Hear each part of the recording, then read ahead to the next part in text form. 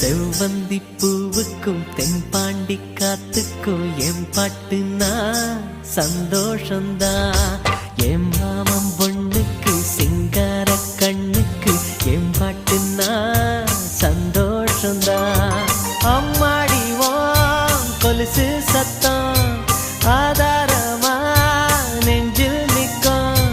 அழகே உன் பேர் சொன்ன கவிதை கொட்டும்.